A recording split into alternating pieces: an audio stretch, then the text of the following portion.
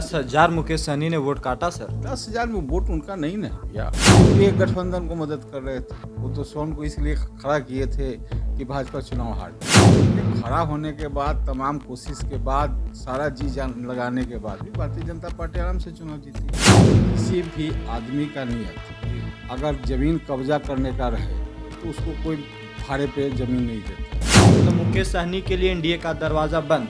NDA नहीं, तमाम दल के लिए दरवाजा बंद। वो अकेले चले थे, अकेले रहेंगे और अकेले ही आगे बढ़ेंगे।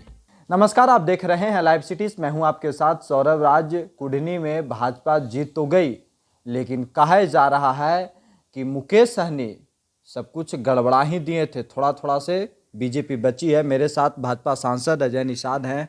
आप लोग बच गए, मुकेश सहनी सेंध मार दिए थे आप लोग के अंदर।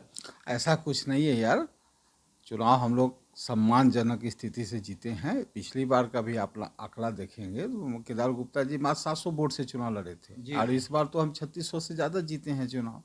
दूसरी बात, वीआईपी सुप्रीमो का जो है, तो वीआईपी सुप्रीमो का हरना, वो तो एनडीए ये यूपीए गठबंधन को मदद कर रहे थे। वो तो स्वयं को इसलिए खड़ा किए थे कि भाजपा चुनाव हार जाए। तो उनके खड़ा होने के बाद, तमाम कोशिश के बाद, सारा जी जान लगाने के बाद भी भारतीय जनता पार्टी आराम से चुनाव जीती।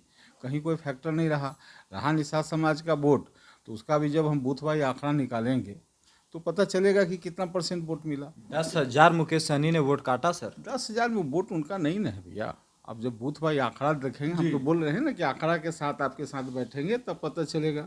दूसरी बात है कि उनकी तो जमानत भी जब्त हो गई। चुनाव हराने के लिए, भाजपा हराने के लिए लड़ रहे थे, तब चुनाव जीत गए। अब तो फिर अब 1.5-2 साल के बाद ही कुछ होगा। अब जब 1.5 साल के बाद लोकसभा चुनाव आएगा तो उस समय देखा जाएगा क्या स्थिति है। अभी तो हम लोग चुनाव जीत गए हैं, मजबूत स्थिति में हैं। अब भारतीय जनता पार्टी अब अकेले चुनाव लड़ने की तैयारी कर रही है। ज़्यादा से ज़्यादा हमारे साथ चिराग पासवान रहेंगे और ज़्यादा नहीं, और ज़्यादा ज़रूरत भी नहीं है। भीड़ नहीं लगेगी एनडीए में ज़्यादा। एनडीए में ज़्यादा भीड़ की ज़रूरत भी नहीं है, क्योंकि भारतीय जनता पार्टी अपने कार्यकर्ता के बदौलत, अपने कार्यकर्ता के मेहनत के बदौलत अब अकेले चुनाव लड़ने का तैयारी कर रही है। और अगला विधानसभा चुनाव जो है, हम लोग चिराग पासवान के साथ एनडीए में चुनाव लड़ेंगे। एक तरफ नीतीश कुमार, तेजस्वी यादव, लालू यादव, महागठबंधन का बड़ा कुनबा, आप लोग अकेले पड़ गए थे।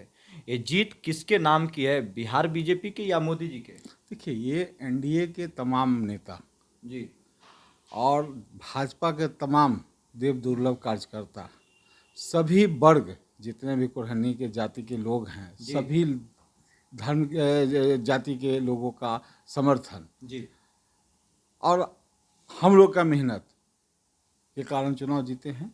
क्योंकि भारतीय जनता पार्टी का तो नारा ही रहा है, सबका साथ सबका विकास। तो हम लोग का तो हर पार्टी का, हर जाति का वोट मिला है, तो जो जीत का अहम कारण रहा है। और चुनाव जो आप देखेंगे कि लगातार 16 राउंड तक हम लोग जीत में बढ़त में रहे। मात्र 3 ही राउंड हम लोग माइनस में रहे। 3 राउंड के बाद फिर हम लोग कवर कर लिए। तो चुनाव कड़ा संघर्ष जरूर था, लेकिन हम लोग पहले से ही जीत के लिए आश्वस्त थे कि चुनाव ये हर हालत में जीतेंगे। एक छोटा सा सवाल ये है कि क्या आने वाले समय में मुकेश सहनी के ऊपर बीजेपी कुछ विचार विमर्श कर सकती है, उन्हें एनडीए में लेने की कोशिश होगी या फिर छोड़ दीजिएगा? नहीं, हमको ऐसा नहीं लगता है कि किसी भी आदमी का नियत अगर जमीन कब्जा करने का रहे तो उसको कोई भाड़े पे जमीन नहीं देता है। जो जमीन कब्जा करने का नियत है उनका, तो कोई पार्टी के साथ जिनका भी गठबंधन करने जाते हैं तो कहते हैं कि भाई हमको मुख्यमंत्री बना दो, हमको डिप्टी सीएम बना दो। अब महत्वाकांक्षा बहुत ज़्यादा है। मतलब मुकेश सहनी के लिए एनडीए का दरवाजा बंद है। एनडीए नहीं, तमाम दल के लिए दरवाजा बंद। वो अकेले चले थे, अकेले रहेंगे और अकेले ही आगे बढ़ेंगे। अब सब कुछ खत्म हो गया, सब चीज़ खत्म है। चलिए शुक्रिया सर, थैंक यू। धन्यवाद।